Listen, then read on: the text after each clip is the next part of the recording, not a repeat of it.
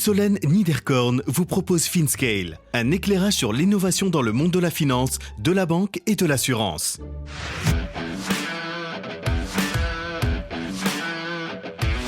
Donner de la transparence sur la durabilité en capital risque.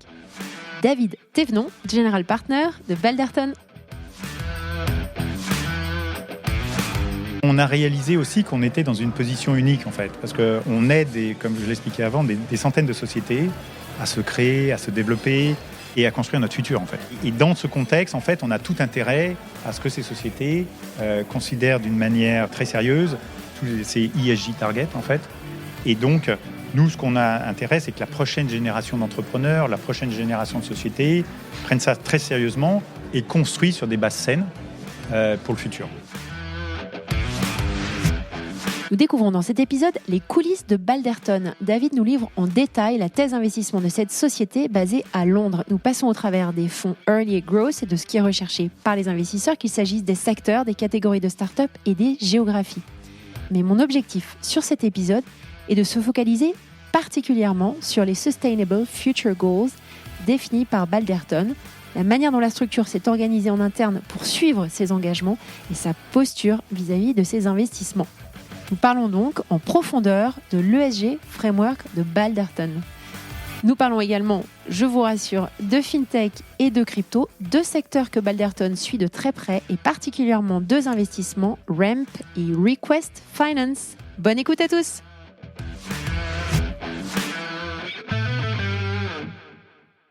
Bonjour à tous, bonjour David. Bonjour Solène. Alors, merci de m'accorder une petite heure pour qu'on papote. J'aimerais adresser un grand merci à ta PA, Anne, qui s'est décarcassée pour que cet enregistrement ait lieu. Est-ce que tu pourrais, s'il te plaît, te présenter avant qu'on parle de Balderton ? Bien sûr. Donc David Thévenon, je suis associé à Balderton Capital. J'ai rejoint Balderton il y a 2 ans, lors du lancement de notre fonds Growth. En fait, ça fait 7 ans que je fais de l'investissement. Avant Balderton, j'étais chez SoftBank. J'ai lancé l'activité Growth chez SoftBank sur la côte ouest des États-Unis. Okay. J'y suis resté 5 ans, à partir de fin 2014. Et ensuite, j'ai rejoint Balderton, donc il y a 2 ans, à l'occasion du lancement de notre fonds Growth.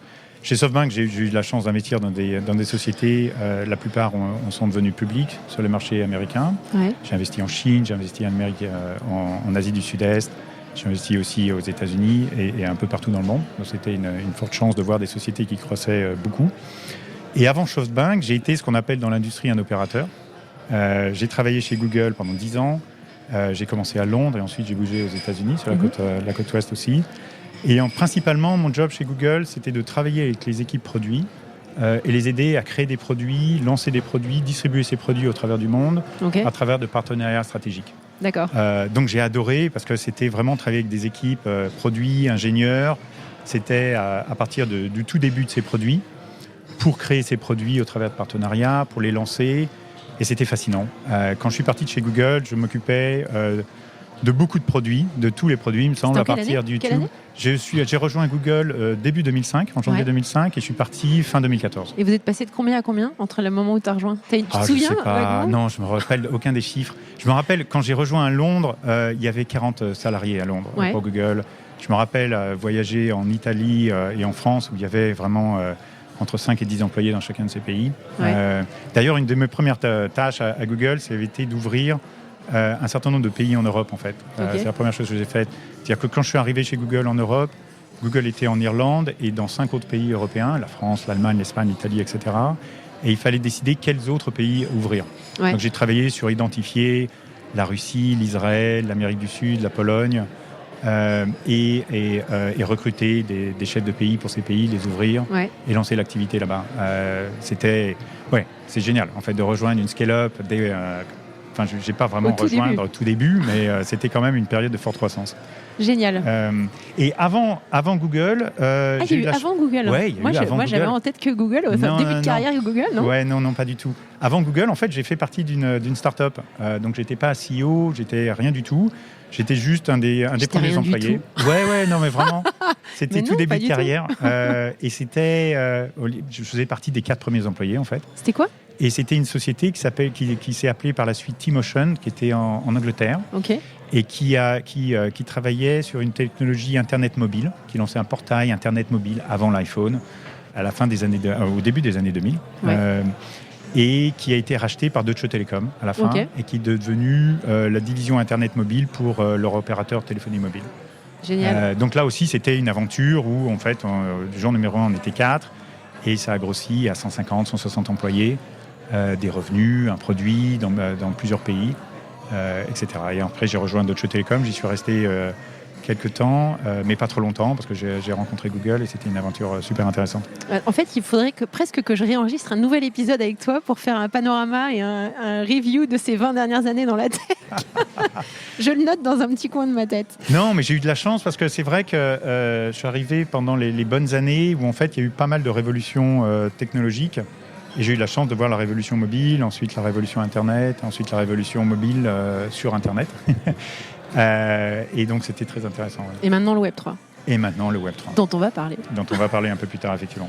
Alors, on va parler de Balderton. Ce qui m'intéressait comme axe de réflexion avec toi aujourd'hui, c'était de parler d'investissement durable dans le VC, puisque vous avez déployé une thèse d'investissement il y a déjà quelques années. Donc, elle doit forcément évoluer pour s'adapter au marché et aux obligations, d'une part réglementaires, mais aussi de société. Il faut faire évoluer tout ça.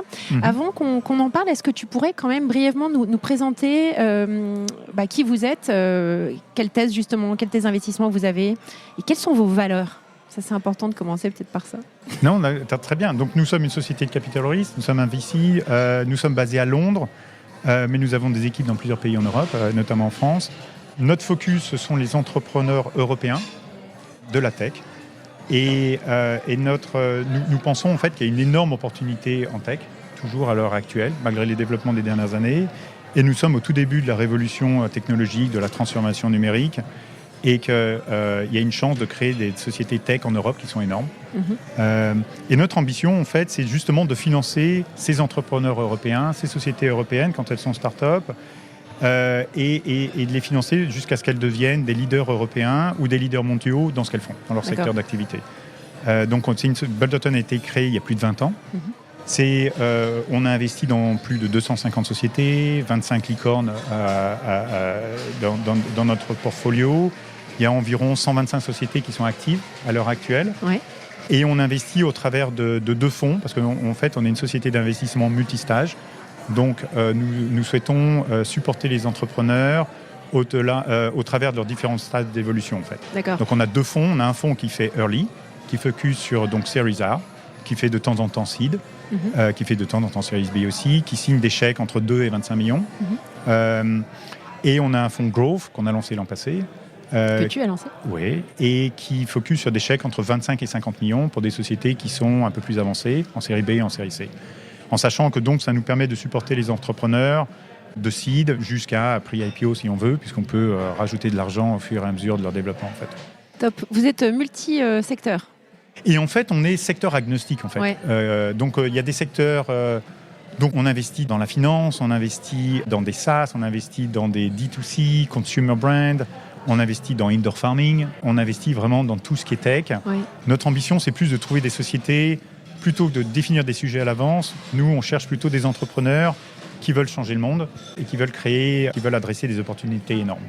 Et en fait, notre touche de magie, c'est qu'on ne souhaite pas justement les supporter, tu parlais de valeurs un peu plus tôt, on ne souhaite pas justement les supporter et d'accompagner ces entrepreneurs juste avec de l'argent.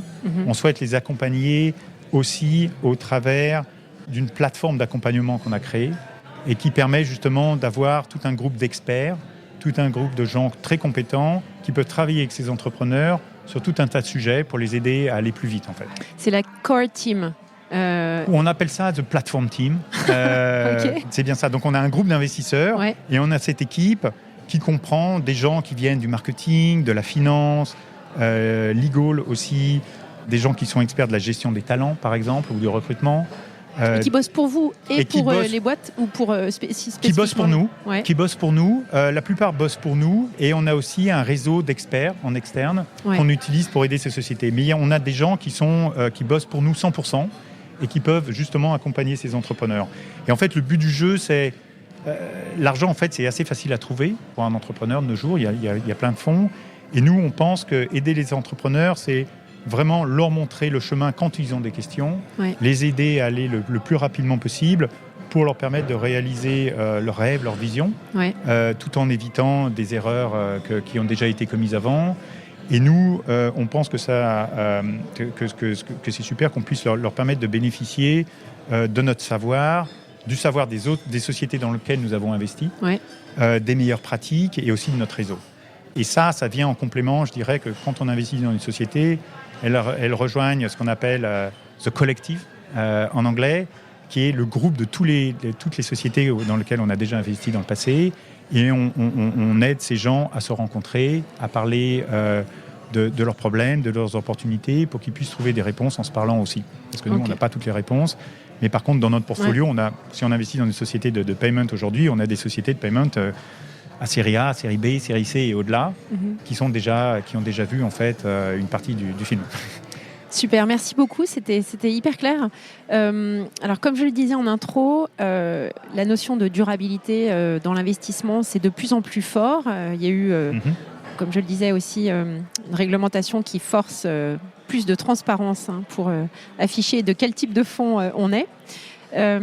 Alors justement, pour une boîte qui existe depuis 20 ans, comment est-ce qu'on se repositionne ou se positionne sur ces sujets-là, et comment est-ce que vous avez vraiment très concrètement appréhendé ces nouvelles contraintes, et est-ce que vous voyez ça comme des contraintes ? Alors, je suis très étonné que tu utilises le mot contrainte, parce que ce n'est pas du tout une contrainte. Nous, notre approche, c'est qu'on a toujours été des investisseurs responsables depuis très longtemps. Donc il y a des secteurs dans lesquels on n'investit pas. Je sais pas, le tabac par exemple, le vaping, ou des trucs dans le genre. Et on a essayé de se comporter d'une manière, je dirais, alignée avec les problèmes environnementaux et sociétaux que nous voyons. Et à un moment donné, on s'est dit, on aimerait bien faire en sorte que se comporter, de faire que ce groupe d'actions que nous prenons soit fait de façon plus explicite plutôt qu'implicite. Ouais. Et on a réalisé aussi qu'on était dans une position unique, en fait, parce qu'on aide, comme je l'expliquais avant, des centaines de sociétés à se créer, à se développer et à construire notre futur, en fait. Et dans ce contexte, en fait, on a tout intérêt à ce que ces sociétés considèrent d'une manière très sérieuse tous ces ESG targets, en fait. Ouais. Et donc, nous, ce qu'on a intérêt, c'est que la prochaine génération d'entrepreneurs, la prochaine génération de sociétés prennent ça très sérieusement et construisent sur des bases saines pour le futur. Et en fait, les critères ESG de nos jours sont impératifs. C'est-à-dire qu'on soit une petite société, une grosse société, c'est des choses qui sont très importantes.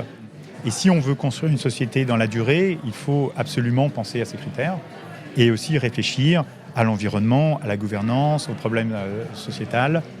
Et le plus tôt, c'est le plus simple, en fait. C'est-à-dire que c'est une fois qu'on est une grosse société, que ces choses les process sont déjà en place, que si ces sujets ne faisaient pas partie de la réflexion, c'est ce qu'on voit avec les gros groupes français et ailleurs, ils essayent justement de changer la course d'un gros bateau. Et c'est plus simple, en fait, de penser à ces sujets quand la société est créée et quand elle se développe. Ça, tu parles des sociétés du portefeuille. Des sociétés du portefeuille. Et donc, la manière dont on s'y est pris, c'est qu'en fait, on a développé un framework, en fait, sur le développement durable. Donc on est parti avec c'est quoi les Sustainable Future Goals ? C'est bien ça, FSJ. Donc en fait, nous, on est parti des goals des critères qui avaient été définis par les Nations Unies. Il y a 17 critères. On en a pris 10 sur lesquels on peut avoir un impact, en fait, nous, de notre côté, qui font du sens pour nous. Donc c'est la consommation responsable, c'est l'énergie renouvelable, l'égalité des chances, la diversité, l'égalité des sexes, etc. Et le changement climatique, évidemment. Et donc ces 10 objectifs, en fait, reflètent nos impératifs, nos ambitions. Et ce que nous avons fait, c'est que pour chacun de ces thèmes, nous avons développé des objectifs sur 3 axes. Donc des objectifs quantifiables ? Quantifiables, comme des OKR, en fait. Sur 3 axes, ce qu'on peut faire en interne, ce qu'on peut faire quand on prend des décisions d'investissement, et le 3e axe, ce qu'on peut faire au travers des sociétés de notre portfolio, et ce qu'elles peuvent faire, elles. Parce qu'en fait, nous, on est une toute petite société à l'échelle mondiale, et donc on veut bien se comporter, on veut faire les choses bien, mais notre impact est, somme toute, limité. Et donc l'impact qu'on peut avoir, c'est justement aider cette génération d'entrepreneurs qui s'est créée ou qui est en train de se créer maintenant, et les aider à réfléchir à ces sujets et à trouver des solutions. Donc en fait, c'est le tout début, parce que c'est quelque chose qu'on a fait il y a 2 ans. Vous avez sorti un rapport que je mettrai les liens dans ma newsletter, mais qui est super intéressant. Ouais, et donc l'an passé, en fait, pour nous et l'année d'avant, c'était plutôt day one. on a défini nos objectifs, en fait, et en fait une espèce de baseline. Et nous sommes en train, justement, en ce moment, de collecter les résultats sur 2022. Et on va publier donc une mise à jour du rapport un peu plus tard cette année. Attends, je t'interromps peut-être juste sur ça, parce que donc ça, ce sont les objectifs, mais est-ce que vous n'êtes pas creusé la tête sur ce que vous aviez au as-is situation? Non, mais bien sûr. Mais en fait, je pense que c'est un état des lieux, tu vois, sur genre dans les boîtes du portefeuille, il y en a qui sont qui ont des ratings plus bas que d'autres sur certains sujets, et comment on les amène à progresser. Exactement. C'est ça? Oui, c'est bien ça. Et donc là aussi, c'est une question de partager des recettes qui marchent ailleurs, des best practices et tout ça. Mais en fait, chacun démarre à un niveau différent. Ouais. Et pour être honnête, tout le monde veut aller à un niveau différent. C'est-à-dire qu'il y a des sociétés dans notre portfolio qui sont depuis le jour numéro 1, B Corp par exemple, et qui ont des objectifs très clairs. Il y a des sociétés qui n'ont pas forcément pensé, qui sont déjà à un stade plus avancé. Et donc, c'est à chacun de prendre en fait ses thèmes et ses OKR et de définir ses propres goals. Et nous, on ne veut pas définir les goals pour les gens, mais par contre, on peut montrer les sujets auxquels il faut qu'ils réfléchissent et se poser des questions. Par exemple, je ne sais pas, diversité au sein d'un board. Voilà, donc c'est à eux de faire leur état des lieux, diversité sur plusieurs critères. Est-ce qu'ils veulent un board diversifié ou pas? Oui ou non? Nous, on peut leur expliquer qu'en fait, un board diversifié permet de prendre des meilleures décisions, résulte à des sociétés qui sont plus durables et plus compétitives. Et après, c'est à eux de voir où ils en sont. Il y a des boards qui commencent avec des... c'est incitatif alors? C'est incitatif. Et nous, en fait, comme d'habitude, je pense, pour ce qu'on fait ailleurs, on essaye de montrer best practices et de montrer ce qui marche et de montrer la voie en quelque sorte. Et après, c'est à chaque entrepreneur de choisir sa propre voie ou leur propre voie, et ils veulent encore une fois arriver probablement à des choses différentes. Mais ça permet à tout le monde de réfléchir à ces sujets. Et pour un certain nombre de ces sujets, je pense qu'ils sont beaucoup discutés. Diversité, par exemple, c'est un sujet qui est beaucoup discuté, qui a été discuté depuis des années, sur lequel il y a des progrès, encore faibles en Europe, mais où il y a des progrès malgré tout. Il y a d'autres sujets où les gens n'ont pas forcément réfléchi. Et donc, ça leur permet d'avoir un sujet et de se dire, est-ce que c'est un sujet sur lequel je veux réfléchir? Est-ce que c'est maintenant? Est-ce que c'est plus tard? Quel va être mon objectif? D'où je pars? Est-ce que je veux diminuer, je ne sais pas, mon empreinte carbone? Oui, non, peut-être. Où est-ce que je démarre? Et donc, il faut se poser la question, tiens, aujourd'hui, où est-ce que j'en suis de mon empreinte carbone? Mais alors, est-ce que vous les accompagnez pour faire cette progression et atteindre ces objectifs concrètement ou pas? Non, je pense, nous, concrètement, il y a des sujets sur lesquels on peut les supporter concrètement. C'est-à-dire que, par exemple, s'ils veulent développer, par exemple, une politique pour avoir plus de diversité en interne ou pour avoir des politiques qui permettent de traiter les employés différemment, par exemple, sur les congés maternité, pour faire en sorte que les pères prennent des congés paternité. Nous, on développe ces policies et donc ils peuvent les prendre, les adapter pour leur propre société. Donc, pour permettre de pousser un certain nombre de ces critères. Mais autrement, il y a beaucoup de choses qu'il faut qu'ils fassent par eux-mêmes. Donc, nous, par exemple, s'ils veulent diminuer leur empreinte carbone, on peut leur expliquer comment on la mesure, on peut leur expliquer ce que nous, on a fait, on peut leur montrer ce que d'autres sociétés ont fait pour diminuer leur empreinte carbone. Et après, c'est à eux de prendre leurs décisions. Est-ce qu'on va forcer les gens à prendre le train plutôt que l'avion? Est-ce qu'on va limiter les meetings qui sont à l'étranger? C'est à eux de prendre ce type de décision. Alors, un point que j'aimerais juste, parce que là, on a parlé des boîtes dans lesquelles vous avez déjà investi. Est-ce que les postures et les choix des investissements ont changé, tu trouves, depuis qu'il y a eu cette prise de conscience un petit peu plus marquée chez vous avec la mise en place de ces SFG, d'un point de vue deal flow?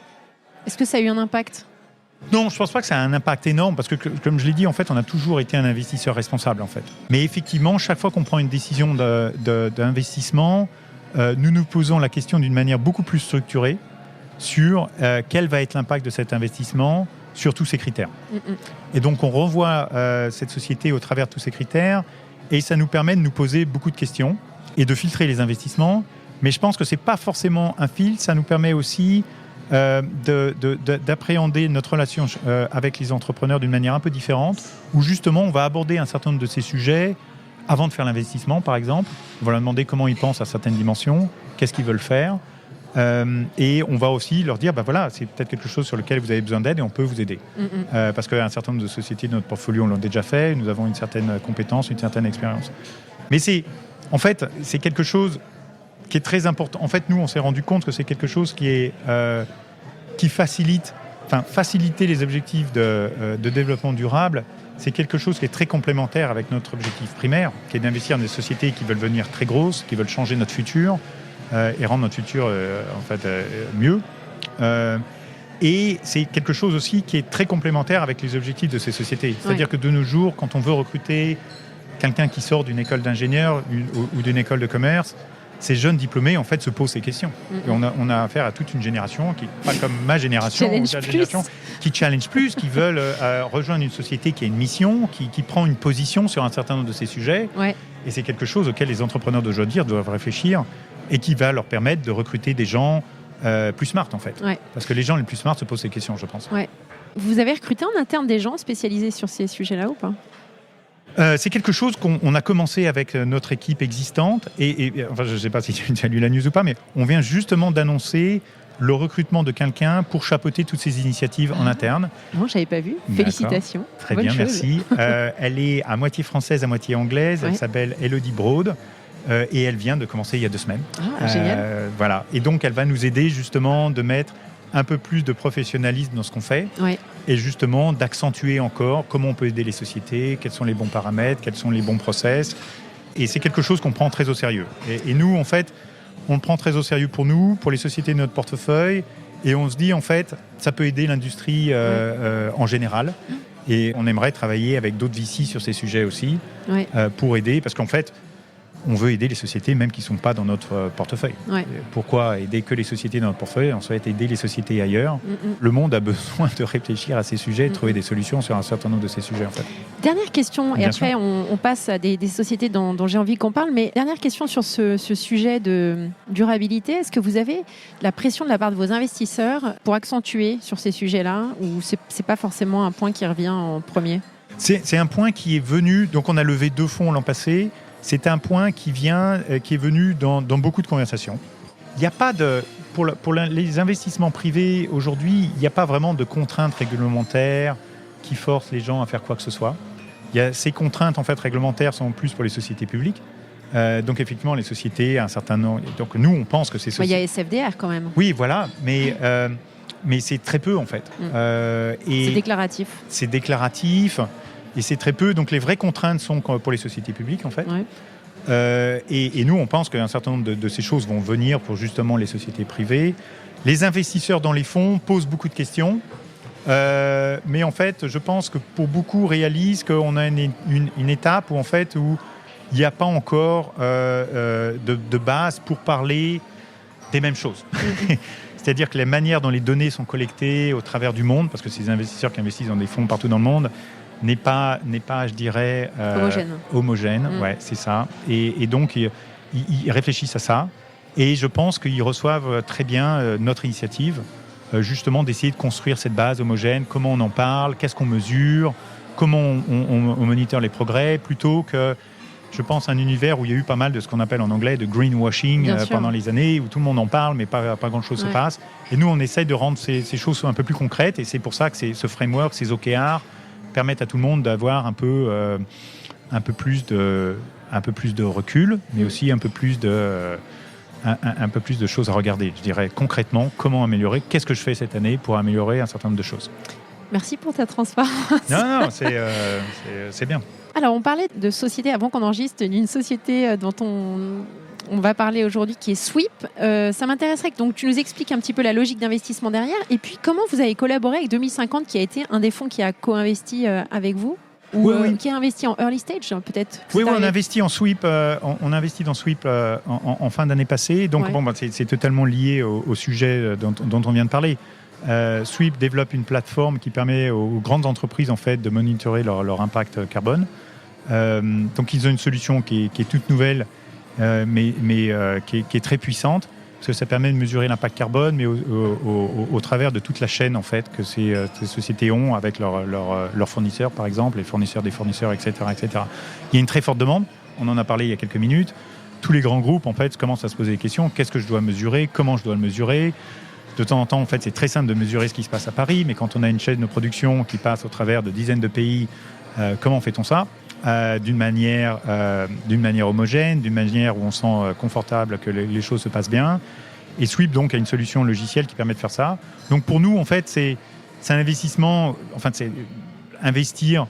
Enfin, on essaye d'investir, d'aider nos sociétés à être dans la durée, Mais là, c'est une société qui permet à d'autres sociétés d'être dans la durée, en fait. Donc c'est fascinant. C'est un gros sujet d'investissement aujourd'hui pour nous. C'est un gros sujet d'investissement dans l'univers des investisseurs, de pouvoir investir dans des sociétés qui vont justement permettre de faire que ces ESG, en fait, goals vont être accomplis, en fait. Parfait. Alors, sujet FinTech, parce que je sais que tu as un agenda très minuté, donc on n'a plus beaucoup de temps. Mais, aucun souci, on peut parler crypto si tu veux. Ou... Non, alors j'aurais bien, juste avant de parler de crypto, savoir vos investissements dans la FinTech, ce que vous investissez, moi ce que j'appelle dans la hard FinTech, c'est celle qui est plus de l'infrastructure. Je pensais à Premia Lab ou Credit Benchmark.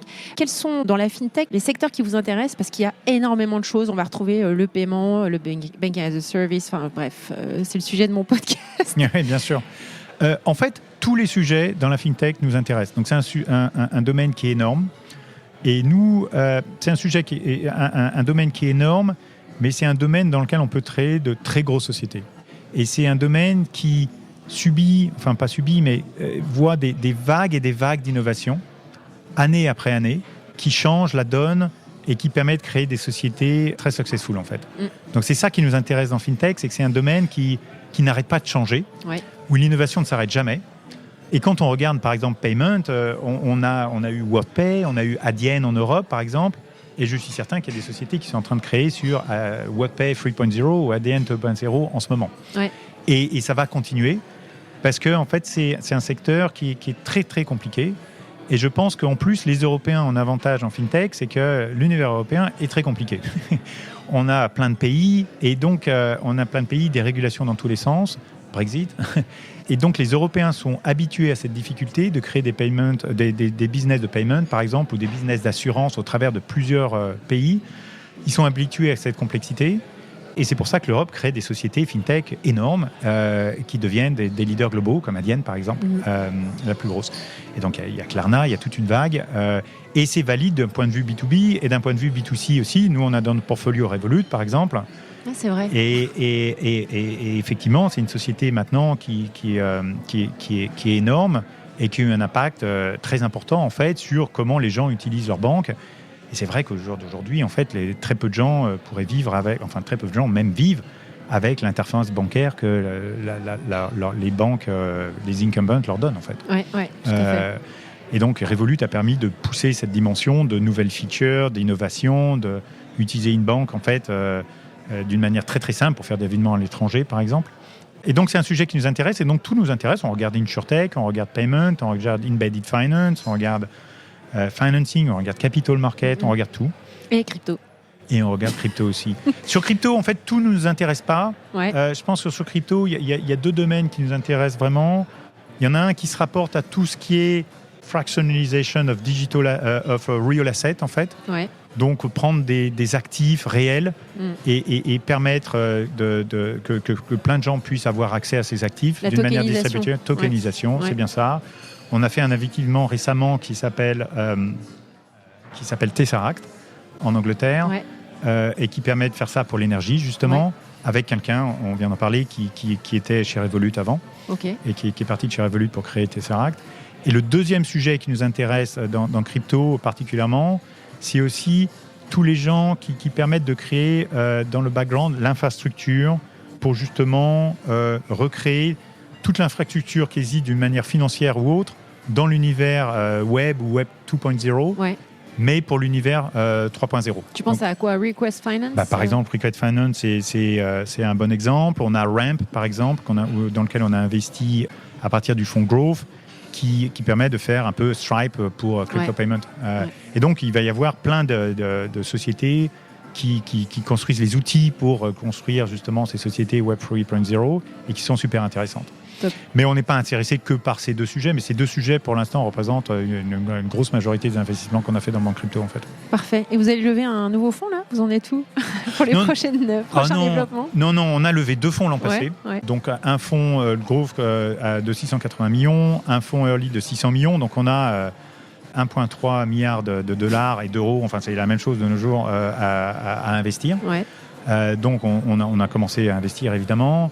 Et donc, je pense qu'on relèvera d'autres fonds plutôt en fin d'année prochaine, en fait, plutôt que maintenant. Mais non, maintenant on a plein d'argent à investir, donc c'est un moment très intéressant pour qu'on rencontre des entrepreneurs et pour pouvoir justement investir. Super. Bon, David, avant qu'on se dise au revoir, est-ce que tu pourrais nous recommander du contenu, un livre ou autre chose ? Donc, un livre. Moi, un de mes livres favoris, en fait, et je suis chaque fois choqué, il y a peu de gens qui l'ont lu finalement. J'espère que personne ne l'a recommandé déjà sur ton podcast. C'est The Everything Store. C'est l'histoire d'Amazon. C'est un livre que tu as lu ou pas, non ? Non. Ah ben voilà.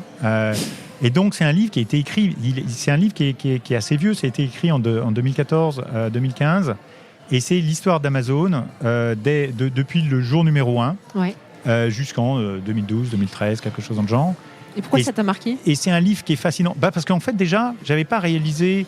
On parle souvent d'Amazon, maintenant c'est un peu plus connu, mais quand j'ai lu le livre, je l'ai lu quand il est sorti, je n'avais pas réalisé à quel point Amazon a eu une place clé dans un nombre de développements technologiques en fait. Donc évidemment, ils ont lancé Amazon, le store, ils ont lancé AWS qui a eu un impact évidemment très conséquent sur tout ce qui est technologique dans le monde entier.